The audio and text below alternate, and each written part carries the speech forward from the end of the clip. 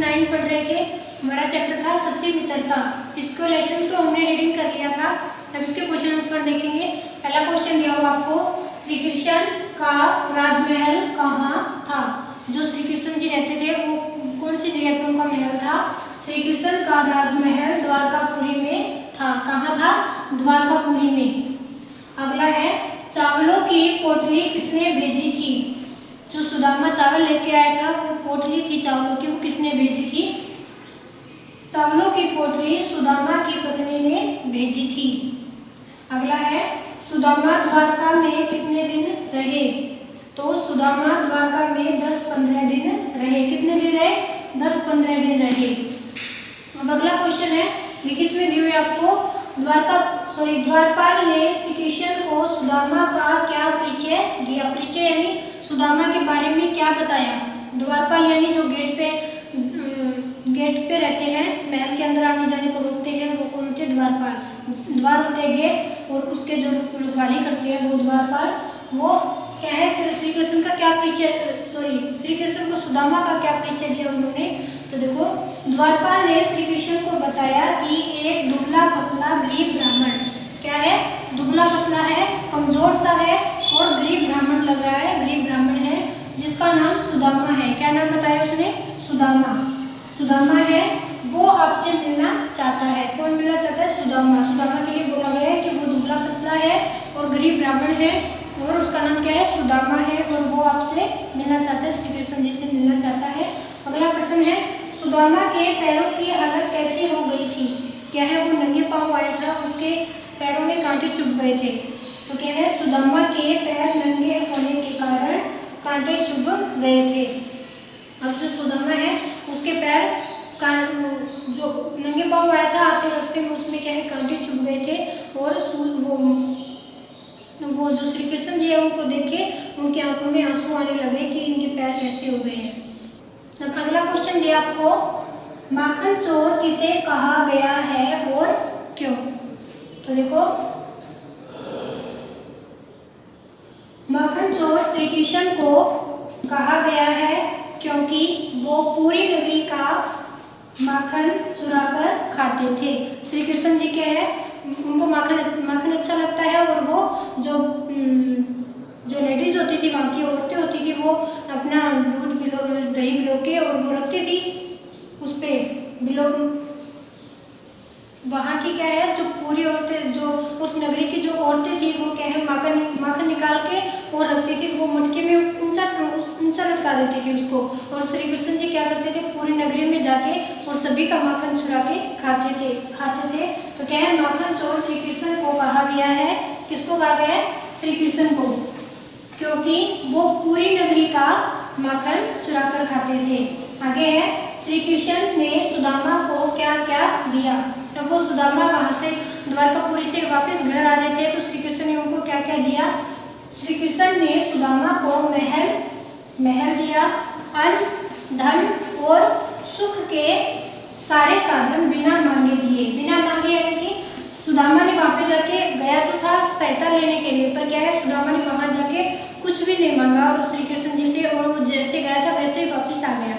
तो श्री कृष्ण ने क्या है, उसका जो झोपड़ी थी वहाँ पे महल बना दिया, अन्न दे दिया उसको खाने के लिए, अनाज दे दिया, धन दे दिया, और सुख के जो सारे साधन है यानी कि जो उसे चाहिए थे हर सामान, उसको क्या है, बिना मांगे दे दिए।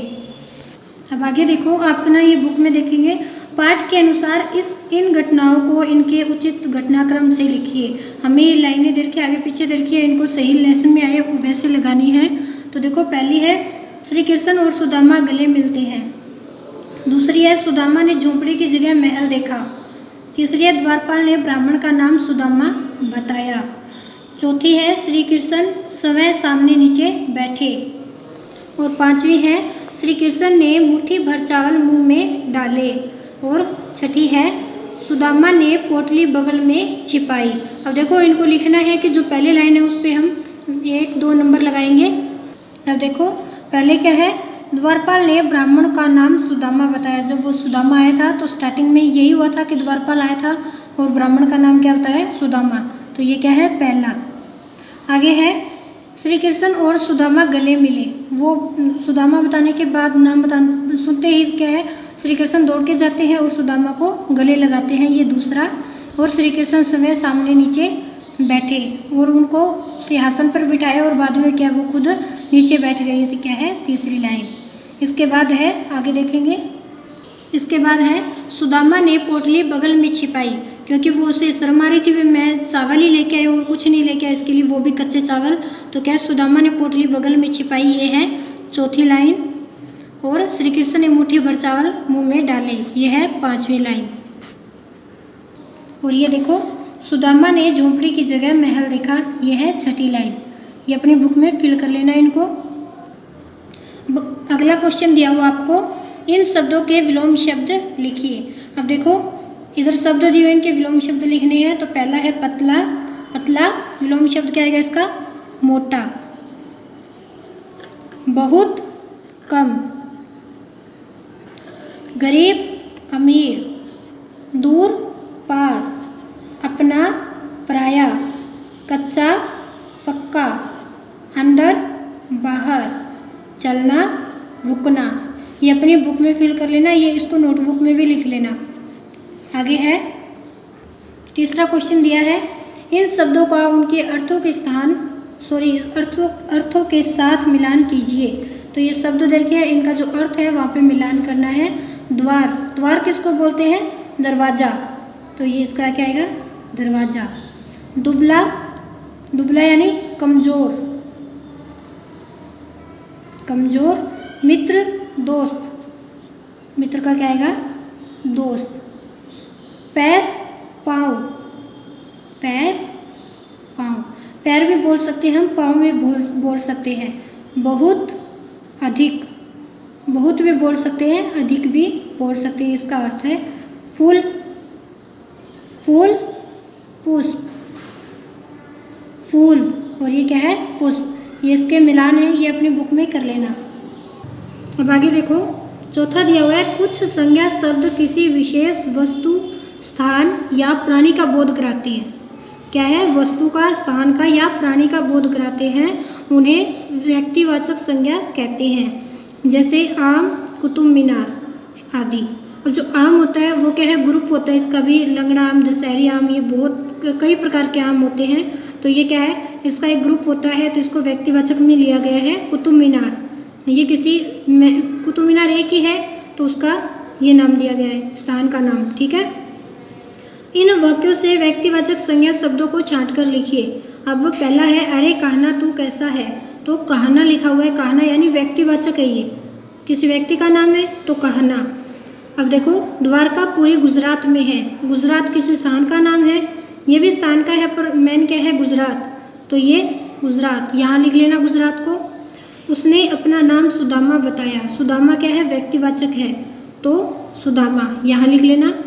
श्री कृष्ण सिंहासन पर बैठे हैं, तो श्री कृष्ण है वो क्या है, व्यक्तिवाचक है, तो ये यहाँ लिख लेना।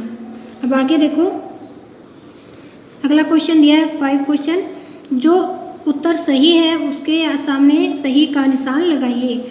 आंखें डबडबाना का अर्थ है आंखों में आंसू आना, तो इसका ये सही है।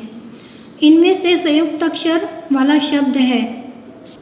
अब देखो इसमें क्या आएगा, कृष्ण, ये क्या है, संयुक्त अक्षर शब्द है।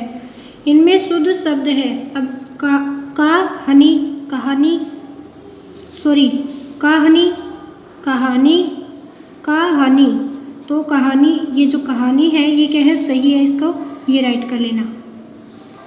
अब आपका चैप्टर कंप्लीट हो गया है। इसके क्वेश्चन आंसर करवाए हैं वो अपनी नोटबुक में लिख लेना, याद कर लेना अच्छे से, और जो बुक में फिल करवाया है वो बुक में फिल कर लेना।